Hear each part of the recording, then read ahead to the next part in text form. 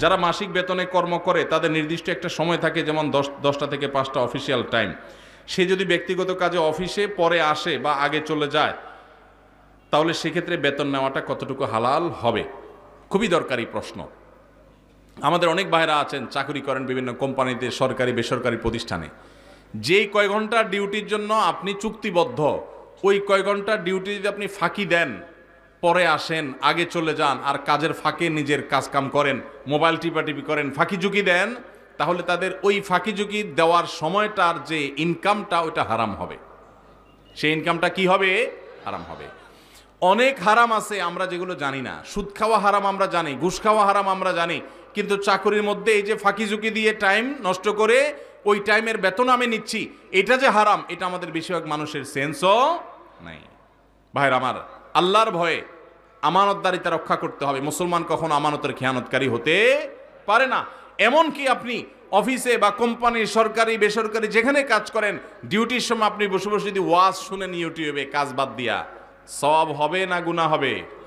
কোরআন তেলাওয়াতও যদি শুনেন, সওয়াব হবে না গুনাহ হবে? ইমানদার কখনো সিসি ক্যামেরাকে ভয় পাবে না। ইমানদার ভয় পাবে কাকে?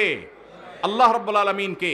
আমি 8 ঘন্টা করে ডিউটি করার জন্য চুক্তিবদ্ধ, মাস শেষ পুরো স্যালারিটা নিচ্ছি, অথচ আমি এভারেজে পুরো মাসে 8 ঘন্টা, 10 ঘন্টা, 15 ঘন্টা, 20 ঘন্টা ফাঁকি দিয়েছি, সেই টাইমের সময়টা স্যালারি আমি নিচ্ছি, এটা হারাম। অনেক ওলামা একরাম আছেন, আল্লাহ তাদের মধ্যে আল্লাহর ভয় এমনটা দিয়েছেন। টুমচর আলিয়া মাদ্রাসা বাংলাদেশের সবচেয়ে প্রাচীন মাদ্রাসাগুলোর একটা, সবচেয়ে পুরাতন মাদ্রাসাগুলোর, শতবর্ষী মাদ্রাসাগুলোর একটা হলো লক্ষ্মীপুর জেলার টুমচর আলিয়া মাদ্রাসা। টুমচর আলিয়া মাদ্রাসার প্রিন্সিপাল ছিলেন শেখ হারুন আল মাদানী হাফিজাউল্লাহ, এখনো বেঁচে আছেন, সিনিয়র আলেমে দ্বীন, লক্ষ্মীপুরের কৃতি সন্তান। শেখ হারুন আল মাদানী তিনি কিছুদিন আগে রিটায়ারমেন্টে গেছেন। কিছুদিন আগে বলতে 2-3 বছর হয়েছে সম্ভবত। তিনি রিটায়ারমেন্টে গেছেন, প্রিন্সিপাল ছিলেন ওই প্রতিষ্ঠান থেকে, তিনি অবসরে গেছেন। অবসরে যাওয়ার সময় তিনি যা সুযোগ সুবিধা পেয়েছেন, সেখান থেকে একটা চেক লিখে একটা বড় অ্যামাউন্ট, কয়েক লাখ টাকার একটা অ্যামাউন্ট তিনি মাদ্রাসার ফান্ডে দিয়ে দিছেন। মাদ্রাসায় তিনি সেটা দিয়ে দিছেন, এবং এটার কারণ হিসাবে, এটা তিনি আমাকে বলেন নাই, আমি অন্যভাবে জানছি, এর কারণ হিসাবে তিনি উল্লেখ করেছেন যে এত দীর্ঘ বছর, এত বছর কাজ করেছি এই প্রতিষ্ঠানে, চেষ্টা করছি ঠিকঠাক মতো ডিউটি পালন করতে, আমার অজান্তে হয়তো কোনো ফাঁকি ঝুঁকি হয়ে গেছে, হয়তো কোনো সময় নষ্ট হয়ে গেছে, হয়তো কোনো দিন দেরি হয়ে গেছে, আগে বের হয়ে গেছি, হয়তো কোনো সময় ব্যক্তিগত কাজ করে ফেলছি ডিউটির মধ্যে, সেই সময়গুলোর বেতনও তো সব আমার অ্যাকাউন্টে ঠিকই আসছে, কোনোটাই তো আর বাদ দেই নেই।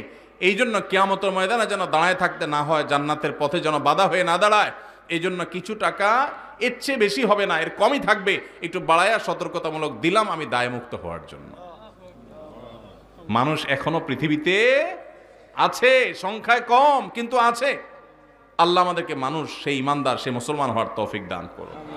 ইমানদারকে কোনো সিসি ক্যামেরার মনিটরিং এর প্রয়োজন হয় না, তার সেলফ মনিটরিং, নিজেকে নিজে মনিটর করে, আল্লাহর মনিটরিং এ বিশ্বাস করে। আল্লাহ আমাদেরকে সেরকম মুসলমান হওয়ার তৌফিক দান করুন।